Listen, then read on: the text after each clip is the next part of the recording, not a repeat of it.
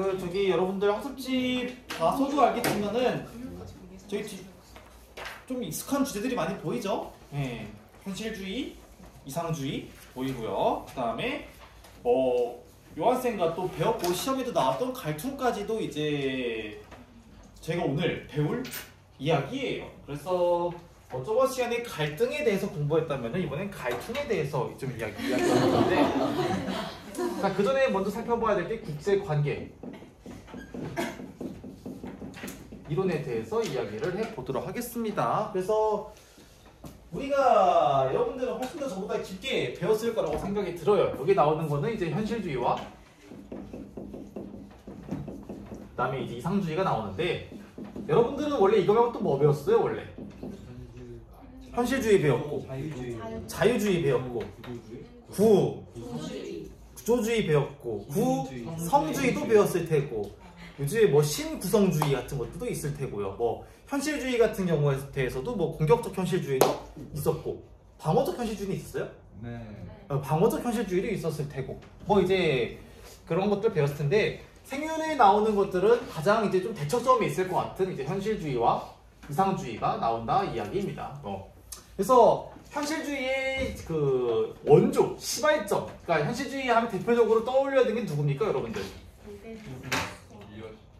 뭐 그 현실주의의 기본적인 모토는 원래 홉스이지만은 근데 이제 홉스에서 좀 더 발전된 이제 모겐소가 나오고요. 이상주의 하면 여러분들이 떠올려야 되는 사람은 이제 임마누엘 칸트가 될 거예요. 자, 그래서 먼저 모겐소를 기반으로 한 현실주의부터 보시면은 국가는 이기적인 인간들로 구성되어 있고 세계도 각국의 이익을 추구하는 국가로 구성되어 있다. 그래서 현실주의에서의 기본적인 어떤 주체, 어떤 행위 주체는 누굽니까? 국가예요. 행위 주체는 국가인데 이 국가의 기본적인 방향은 국가들은 다 자신의 이익들을 추구한다. 그래서 뭐 국제 관계는 뭐 각국을 통제할 실효성 있는 권위가 부재한 무정부적 상태인 거고요. 국가의 목표는 국익과 생존. 그래서 다른 국가는 자국의 생존을 위협하는 잠재적인 위험 요소이니까 가장 중요한 거는 맨 마지막 줄이 되는 거죠. 평화는 어떻게 실현되느냐? 평화는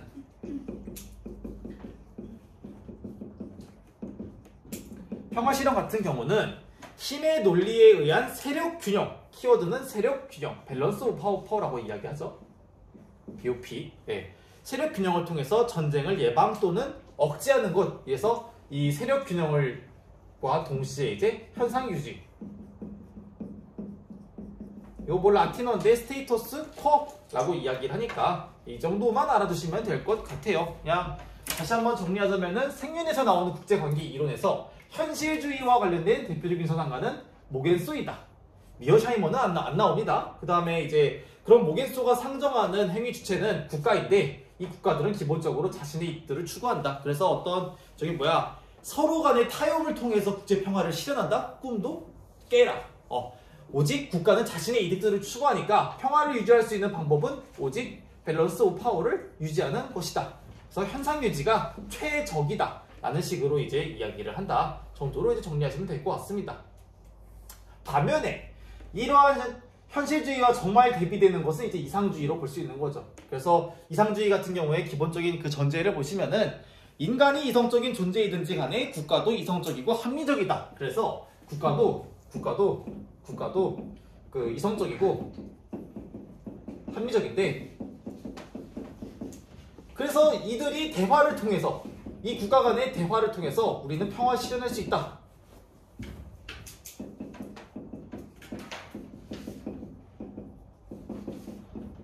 가능하다라고 보는 것이 이제 칸트의 입장인 거죠. 자, 그럼 다시 거꾸로 돌아와서 현실주의는 대화를 통해서 평화 실현할 수 있다, 없다?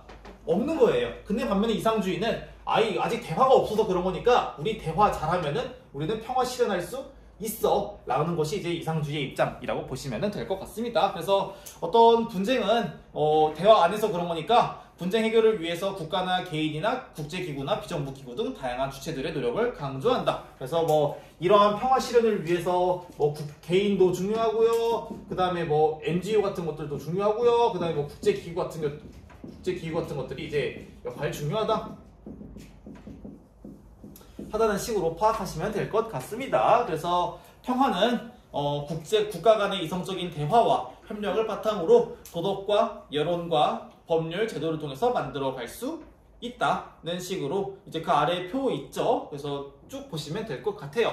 자, 그래서 지금까지 살펴봤던 게 이제 모겐스를 중심으로 하는 현실주의와 칸트를 중심으로 하는 이상주의인데, 자, 혹시나 오해하면 안 될까봐 좀 이야기를 할까요? 자, 그러면은 이상주의적인 입장은요, 국가가 이제 이러니까 대화를 통해서 그 평화 실현할 수 있고요, NGO나 국제기구 같은 것들 역할 중요하다라고 이야기했습니다. 자, 그럼 칸트, 여기서 질문.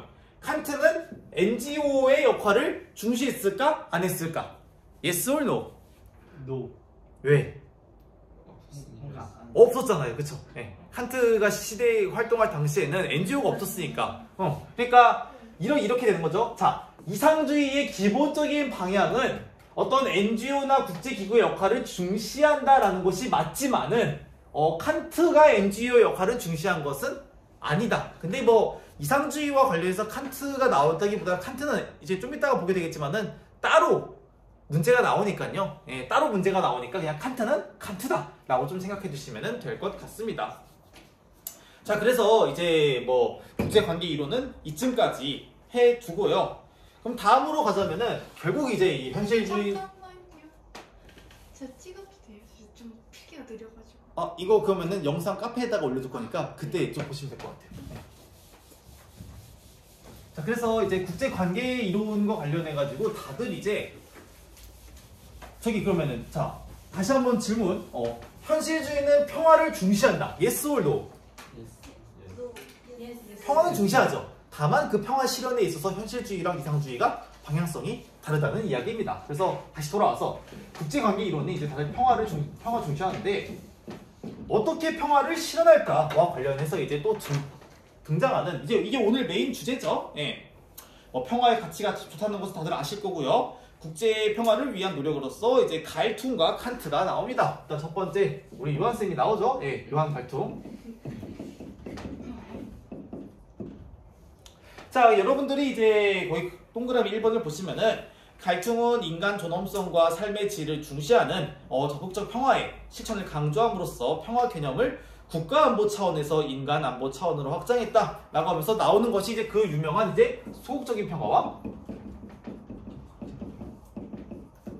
그 다음에 적극적인 평화입니다. 이거 다 배웠던 거죠, 이거? 네. 자, 소극적 평화는 뭐 안 하는 상태? 전쟁 안 하는 상태.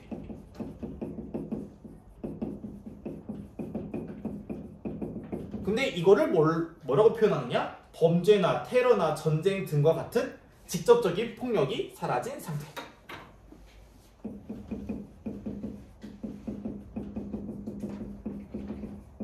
자, 그러면 이거를 비유하자면은, 자, 한국, 지금 우리나라 사회는 소극적인 평화가 실현된 상태예요? 아니면 아닌 상태예요? 아닌 상태. 실현된 상태죠. 지금 대빵 싸우고 있는 거 아니잖아요. 그러니까 싸우지만 않아서 지금 이거는 평화가 실현된 상태라는 이야기예요. 근데 생각해보니까 그치, 우리 휴전이네. 휴전이니까. 예리해. 자. 근데 만약에 종전선언을 했다고 하더라도 그거는 어디까지나 소극적인 평화가 실현된 상태이기 때문에 늘 불안하다라는 이야기예요.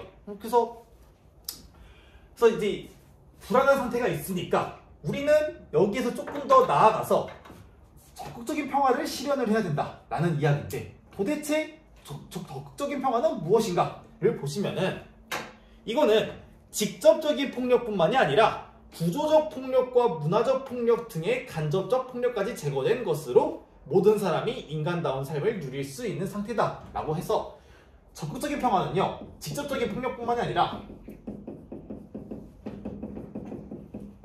플러스 간접적인 폭력이 없는 상태를 이야기를 하는데, 여기서 말하는 간접은 뭐냐? 이제 그 구조와 문화적인 폭력까지 없는 상태를 이제 이야기를 합니다. 그래서 이제 여기서 눈여겨봐야 될 거는 이제 여러분들은 이제 이것과 아까 봤던 동그라미 1번의 맥락을 연결시켜야 된다는 이야기예요. 다시 동그라미 1번을 보겠습니다. 갈퉁은요, 인간 존엄성과 삶의 질을 중시하는 적극적인 평화의 실천을 강조했다라고 되어 있는데 평화 개념을요 국가 안보 차원에서 민간 안보 차원으로 확장했다라고 되어 있습니다. 자, 그러면 이제 이걸 여기 대입하자면 소극적인 평화와 적극적인 평화가 중시하는 안보의 개념이 다르다는 거예요. 그러면 소극적 평화는 어떤 안보가 되겠어요? 국가 안보가 되겠죠.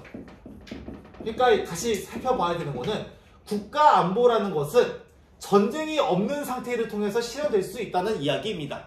근데 전쟁이 없다고 하더라도 불안한 상태가 여전히 있을 수 있다는 거예요. 여기서 말하는 구조와 문화라고 되어 있으니까 갤럭시 쓴다고 차별받는 것도 어떻게 본다면 문화적 폭력 같은 거 될 수 있을 테고, 아니면은 미국에 의해서 우리의 어떤 문화가 잠식되고 있는 것도 어떤 점에서는 문화적 폭력이라고 볼 수 있는 거고요. 그런 게 있으면은 전쟁이 없다라고 하지만은 불안한 상태가 여전히 있을 수 있다는 거죠. 그것까지 다 없어지니까 그럴 때 이제 인간 안보가 실현된다는 이야기입니다. 그래서 이 평화의 개념도 여러분들이 구분을 해 두셔야 되고요. 그 다음에 그것이 함의하고 있는 어떤 폭력의 개념이 무엇인지도 아셔야 되고요.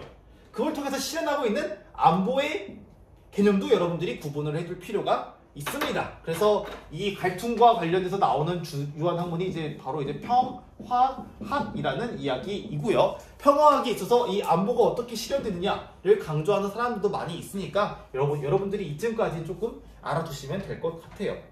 자, 그러면은 도대체 갈등과 관련해서도 수능에서는 어떻게 나올까도 이제 좀 이야기를 하자면은, 자, 적극적인 평화가 실현되려면은 일단은 뭐가 실현되어야 될까? 소극적 평화. 일단은 이게 실현돼야 되겠죠. 첫 번째. 그 다음에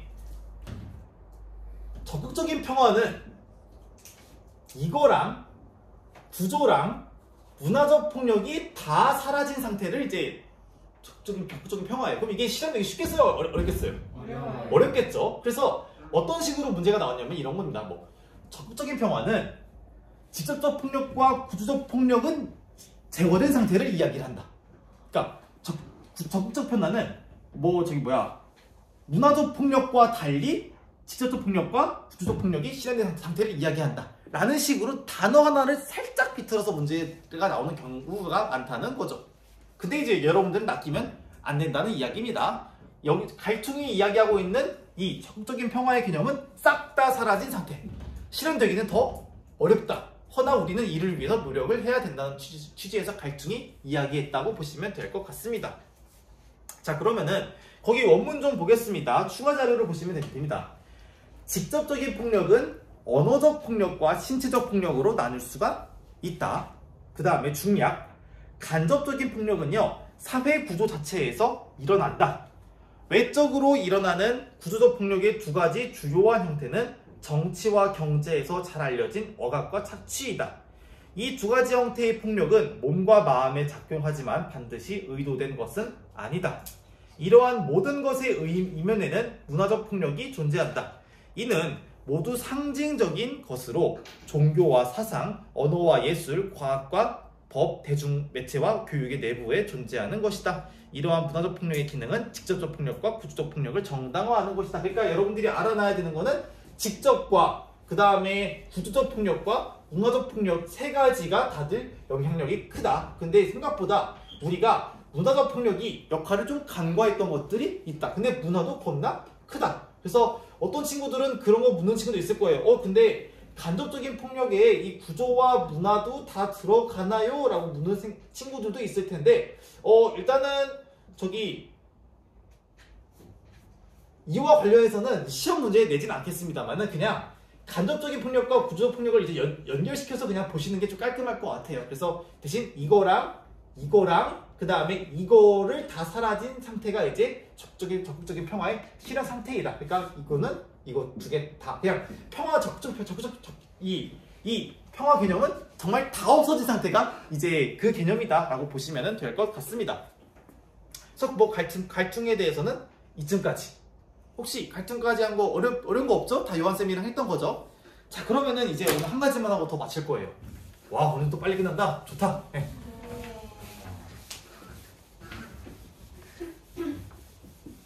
그래, 진짜 한때는 정말 많이 나가서 수업만 하기에도 빽빽했던 시기가 있었는데 요즘에는 2학기 1학기에서 끝난 다음에 다 시간이 30분 안에 끝나는 것 같아요. 얼마나 좋아. 그러니까 생유는 처음에만 좀 빡세고 롤즈 딱 끝난 다음에는 그 다음에 이제 아 좋다. 반면에 우리 옆반 야 아시아도 외워야 돼, 아프리카도 외워야 돼. 중요성이 다 중요하잖아. 마지막까지 엉덩이에 힘 빡 줘야 된다. 다른 옆반 마지막 단원에 또 표본성이 나와요. 이야 게임 끝. 아이 좋다, 아이 좋아. 다시 한번 저희는 다음 주 화요일날 진도가 다 끝납니다. 다 끝나요. 그 다음에 그 다음 주에 수행평가 2시간 이미 다 끝냈다. 그럼 시험 공부하시면 됩니다. 얼마나 좋아. 그 다음 주에 시험 기간 1시간 1주. 와 얼마나 좋아. 그래서 딱 기만 좀 해주세요. 야 진도를 나간다고? 그거 아니랑 아니야? 막 이러면서 아니랑 아니야? 왜? 그 소리가 신기했어. 근데 저희가 해서 사실 몇 개 날린 거 있기는 해요. 뭐 이제 대표적인 게 종교에 대한 엘레아데의 이론을 좀 빼먹었고요. 그 다음에 통일에 대한 이야기를 빼먹었는데 여러분들이 충분히 다 리터러시로 풀 수 있는 경우라고 생각이 듭니다. 정말 그래도 나오는 사상가들 같은 경우에 주요 사상가들은 거의 다 풀었으니까 뭐 나머지는 여러분들이 방학 때 한번 강의 듣거나 혹은 이제 3학년 때 이제 조금 더 그 보완이 될 수 있을 부분이라고 생각이 들어요. 자 그러면은 이제 마지막. 자 갈퉁도 중요한데 갈퉁보다 수능에 훨씬 더 많이 나오는 거의 이제 사람이 있습니다. 바로 이제 우리의 임마누엘 칸트예요.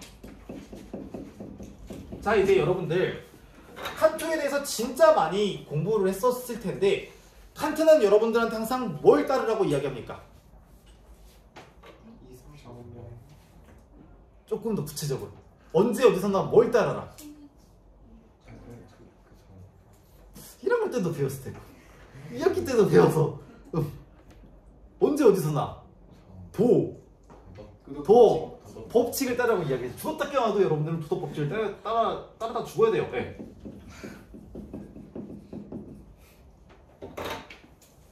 그래서 칸트가 고민을 열심히 하는 거죠. 어떻게 해야지 사람들이 도덕 법칙을 잘 준수하게 만들 수 있을까? 그래서 열심히 고민을 합니다. 근데 생각해 보니까 이 도덕 법칙을 실현하기 위해서 이것들을 실현하는데 방해하는 요소들이 있다는 거예요. 대표적인 게 바로 뭐냐? 바로 이제 국가 간 전쟁이라는 거예요.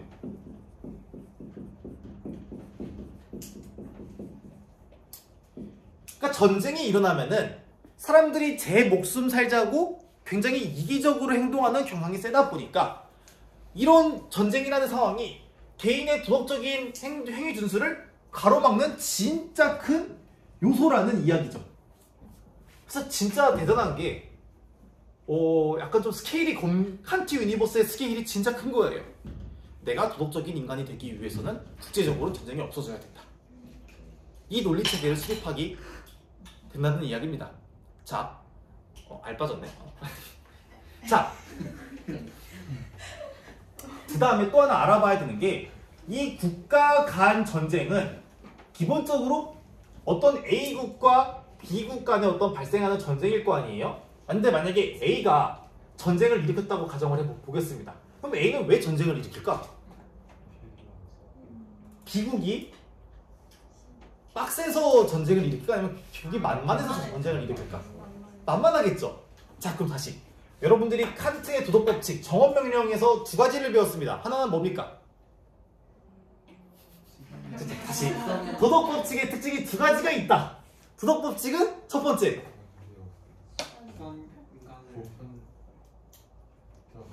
너 자신의 행위가 보편적 법칙이 될 것을 또한 동시에 의역할 수 있는 오직 그러한 준칙에 의해서만 행동해라.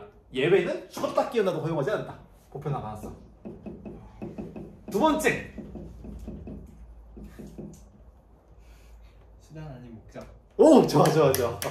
너 자신에 있어서나 다른 사람에 있어서나 그의 인간에 있는 인격성을 언제나 동시에 목적이 아니라 언제나 동시에 목적으로 대우하고 결코 단순한 수단으로 대우해서는 안 된다. 그러니까 목적 자체의 정식을 이야기했단 말이에요. 자, 별거 아니에요. 국가 간 전쟁을 칸트가 싫어하는 이유는 인간에 있어서도 인간을 목적 자체로 대우하라고 이야기를 했는데 국가에 있어서도 발생하는 이유는 A 국가가 B 국가를 목적으로 대우하지 않았기 때문에 발생하는 거 아니냐라는 이제 관점인 거죠. 따라서 전쟁이 없어지기 위해서 A국은 B국을 수단으로 대우해야 되겠어요? 목적으로 대우해야 되겠어요? 당연히 목적이겠죠. 그래서 이제 이것만 보시면 이제 여러분들 칸트의 영구 평화론에 대한 이야기. 그래서 이제 칸트가 쓴 대표적인 책 이름이 바로 이제 영구 평화론이에요.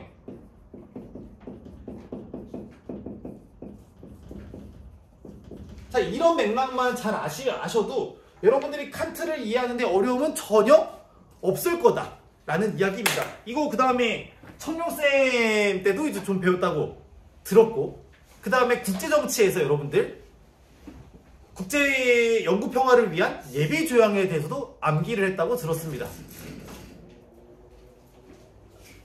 네. 나영이 왜 눈이 왜 커졌어? 혹시 지금 우리 배웠어? 지금 막 이런 거야? 자, 한번 볼게요. 보면 알 수 있을 거야. 동그라미 2번이에요. 전쟁의 폭력과 적대성이라는 악순환에서 벗어나 평화를 유지할 수 있는 대책을 제시한다. 그래서 모든 국가가 평화를 유지하기 위해서는 자유로운 국가들 간의 연맹에 참여할 것을 주장을 한다. 그 다음 줄. 연맹에 참여한 국가의 주민들은 자유와 평화를 보장받을 수 있고 공화정의 정부 형태는 개존을 막을 수 있다.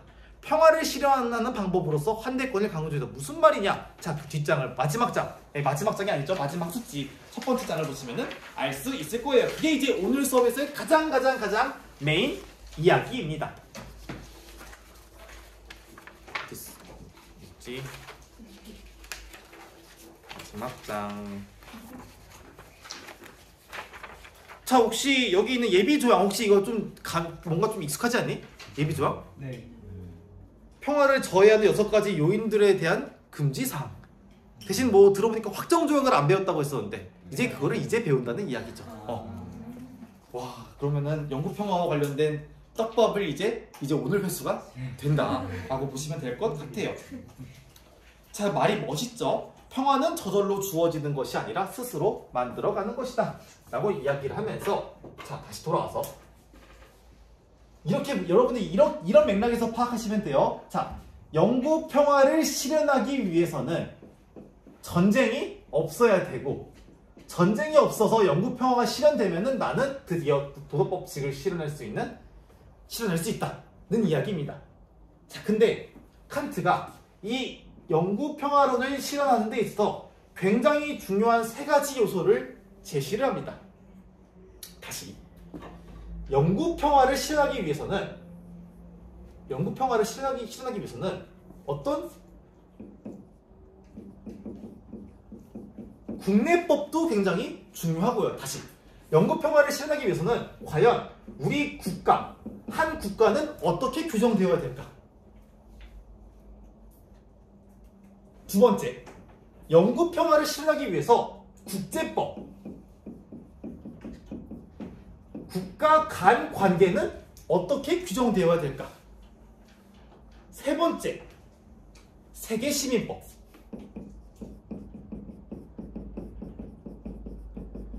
국가도 중요하고 국가 간의 관계도 중요한데 한편 세계시민으로서 내가 어떻게 행동을 해야지 영구적인 평화가 실현될 수 있을까? 그러니까 진짜 스케일이 계속 크다라고 이야기하는 게 다음과 같은 거죠. 내가 도덕적으로 되기 위해서는 국가도 좋아야 되고요. 국가 간의 관계도 좋아야 되고요. 세계 시민으로서 나도 어떤 역량을 갖춰야 한다는 이야기예요. 그럼 도대체 그게 뭘까? 한번 이제 살펴보겠습니다. 영구 평화를 실현하기 위한 확정조약에 관한 이야기예요. 자, 첫 번째, 국내법이 어때야 되냐? 라는 물음에 대해서 칸트가 뭐라고 이야기를 하느냐? 1번, 모든 국가의 시민적인 정치체제는 공화정체여야 된다. 그래서 국내법은 공화정이어야 된다.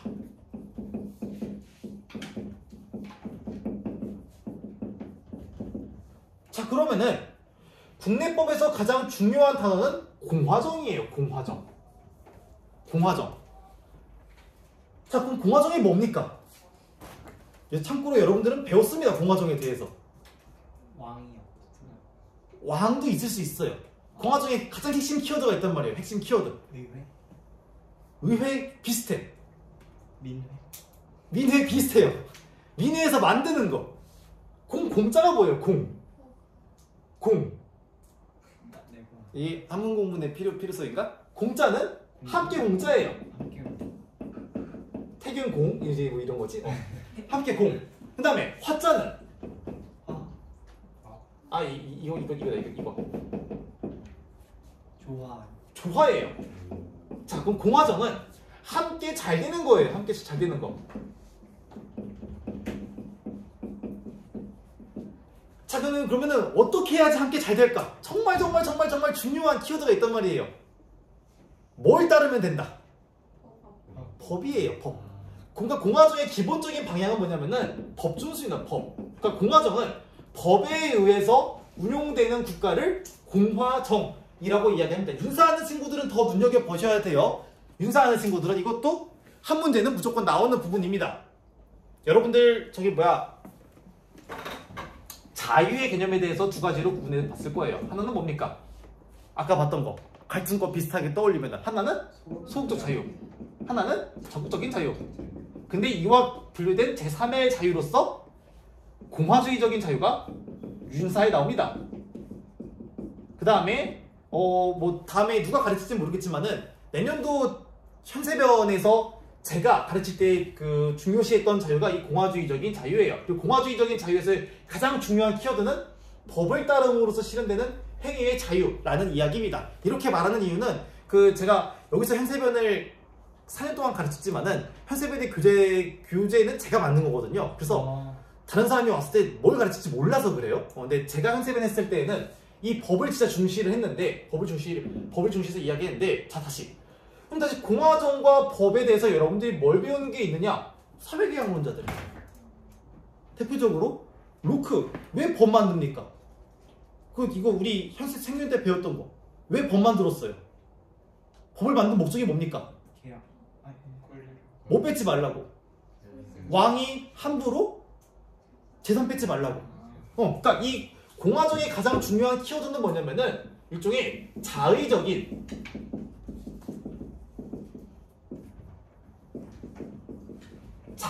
통치를 배제한다는 거예요. 다시 이거 지금 그냥 이야기하는 게 아니라 우리 예나상 이 공화정이 중요한 함의는 뭐냐면은 자의적 왕 함부로 막 할 수 없는 그런 상황을 만든다는 거예요. 다시 무슨 말이냐? 왕이 함부로 전쟁을 일으킬 수 없도록 막는 요소가 법이라는 거예요. 그래서 국가는 법에 의해서 운용되는 정치 체제여야 한다는 것이 첫 번째 영구 평화를 위한 조항이라는 이야기입니다. 그 다음에 두 번째, 한 나라가 법에 의해서 운용이 될 뿐만이 아니라 국가 간은 국제법에 의해서 운용이 되어야 한다는 거예요. 어떤 국제법이냐? 국제법은 자유로운 국가들의 연맹 체제에 기초해야 된다. 그래서 여기서 중요한 것은 자유로운 국가들의 연맹 체제. 그러니까 즉 국제 연맹이라는 거예요. 그리고 여러분들은 이런 국제 연맹의 개념을 국제 국가와 개조를 하셔야 됩니다. 국제 연맹과 국가는 다른 개념이라는 걸 파악해 두셔야 된다는 거예요. 그럼 다시 생각이 들겠죠. 아니 국제 연맹은 뭐고 국제 국가는 뭐냐? 자, 한반도에 대입을 해서 설명을 하겠습니다. 우리나라가 이렇게 있어요. 그래서 여기 제주도가 있고요. 여기 독도가 있습니다. 그 다음에 다른 나라가 있을 거 아니에요. 네. 이렇게 있을 거 아니에요. 러시아. 오케이. 자, 국제연맹이라는 건요. 여기가 한국이라고 한다고 하고요. 여기가 일본이라고 이야기를 하고요. 여기가 중국, 베트남, 그 다음에 러시아라고 한다면은 국제연맹은 한국과 일본과 러시아와 중국과 어떤 베트남 같은 각각의 국가들이 서로의 주권을 인정받으면서 연합한 형태를 이야기합니다. 그러니까 지금 우리나라의 지금의 유행 개념이라고 보시면 돼요. 네. 국제 국가는 뭐냐면은 이것들을 싸그리 다 묶어서 나는 이제 앞으로 이 나라를 다 호상국으로 할 거다. 그냥 하나로 다 통합한 것들, 다 쓰가버린 것을 국제국가라고 한다는 이야기죠. 차이점은 뭐가 되겠어요? 각 개별 국가의 주권이 존중되느냐, 존중되지 않느냐의 차이입니다. 자, 그럼 다시 여기서 의문을 가져야 되는 거죠.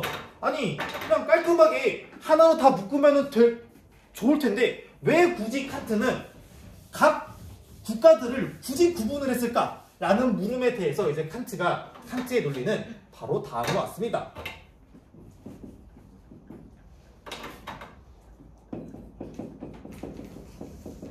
이미 그 당시에는 민족 정체성이 어느 정도 확고히 되어 있어가지고 어떤 나라가 통합이 된다고 한다면 그것이 엄청난 파급 효과를 낳을 거다라는 이야기예요.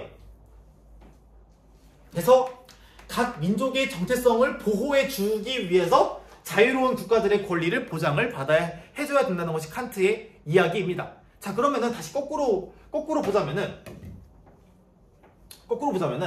지금 여러분들 이와 관련된 이야기들 한번 들어본 적 있을 거예요. 자, 혹시 이 칸트가 이야기한 이러한 설계를 1차 세계대전에 누군가가 시행했단 말이에요. 누구겠어요? 우드로 윌슨이 이야기한 민족 자결주의가 칸트의 이 논리를 그대로 실현하기 위한 시도였다는 거죠. 네. 그 민족에서 발생한 것은 민족끼리 해결해라. 그래서 이 민족 정체성에 대해서는 여러분들이 윌슨 떠올리시면은 왜 칸트가 국제연맹체제를 옹호했는지 훨씬 더 이해가 쉬울 거라고 생각이 듭니다. 그래서 다시 영구의 평화를 실현하기 위해서는 한 나라는 법에 의해서 운영이 되는 공화정이어야 된다. 그 다음에 두 번째, 그러한 국가들은 어떤 약소국, 강대국 그런 개념 없이 자유로운 국가들, 즉 모든 국가들의 권위가 존중받고 있는 나라들의 연맹체제에 기반을 하고 있어야 된다. 그 다음에 세 번째, 세계시민법. 세계시민으로서 여러분들은요, 보편적 우호의 조건에 국한되어야 한다 라고 이야기하면서 보편적인 우호 혹은 환대권을 중시합니다. 환대권. 혹시 이거 환대권은 배웠습니까? 네. 환대는 뭐예요? 다른 사람들이 왔을 때 먹여주고 재워주고 해야 한다는 것이 이제 환대와 관련된 이야기입니다. 그래서 예를 들어서 북한 강을 넘어서 중국에 넘어온 사람한테 대해서도 먹여주고 재워줘야 된다. 그것이 우리가 그 사람을 목적으로 대우하는 거 아니냐는 것이 이제 칸트의 이야기입니다. 다시 조금 종합하면은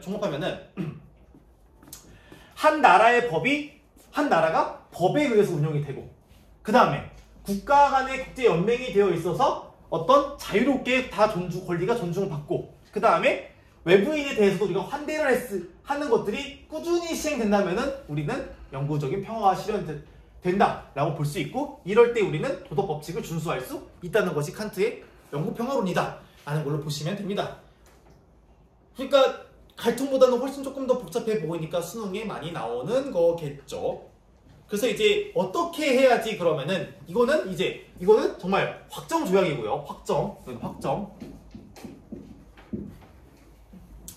그 다음에 평화를 저해하는 6가지 요인을 금지하는 예비 조항들을 까는데, 아까 말했던 전쟁을 방지하는 수단으로 쭉 깔아놨다 라고 보시면 됩니다.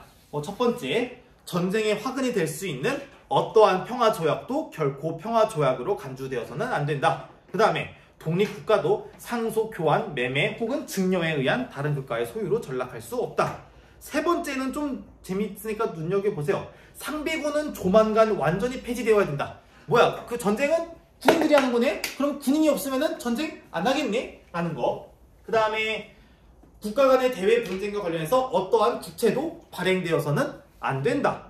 그 다음에 어떠한 국가도 다른 국가의 체제와 통치에 폭력으로 간섭해서는 안 된다. 그 다음에 적대행위, 암살자나 독살자의 고용, 항복 조약의 파기, 적국에서의 반역 선동 등을 해서는 안 된다 정도까지가 이제 칸트에 대한 논의로 좀 볼 수 있을 것 같습니다. 그래서 칸트는 전쟁에 대해서 반대를 하는 거죠. 자, 그럼 마지막 이것까지만 하고 칸트 마치겠습니다. 자, 그러면은 칸트는 모든 종류의 전쟁에 대해서 반대했다. 예스일까 노일까? No.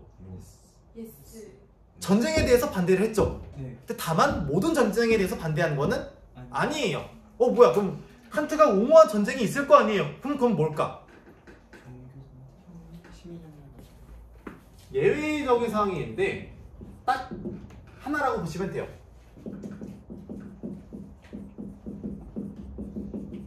방어전쟁. 그러니까 한 나라가 여러분들을 침입했을 때 그때는 디펜스 해야지.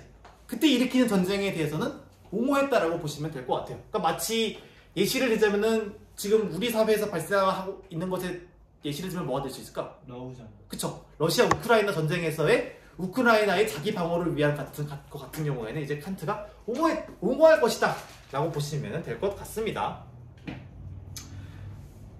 자, 그 다음에 이제 그럼 칸트는 이쯤까지 할 수 있고요. 그 다음에 이제 뭐 평화를 실현하기 위한 요소로서 3번 국제연합도 힘이 활동을 한다. 그래서 뭐 억압과 차별, 민족 간 분쟁, 종교 간 갈등과 같은 집단 간 분쟁을 해소하기 위해서 뭐 이런 것들이 있고요. 4번 국경 없는 의사회나 유니세프 같은 경우에는 이제 평화를 위한 구호 활동을 전개한다는 특징이 있다 정도로 보시면 될 것 같습니다. 근데 뭐 오늘 수업에서 가장 중요한 거는 이제 갈등과 칸트라고 보시면 될 것 같고요. 그 이전에 있는 현실주의와 이상주의와 관련된 국제 이론들이 있다라고 좀 보시면 될 것 같습니다.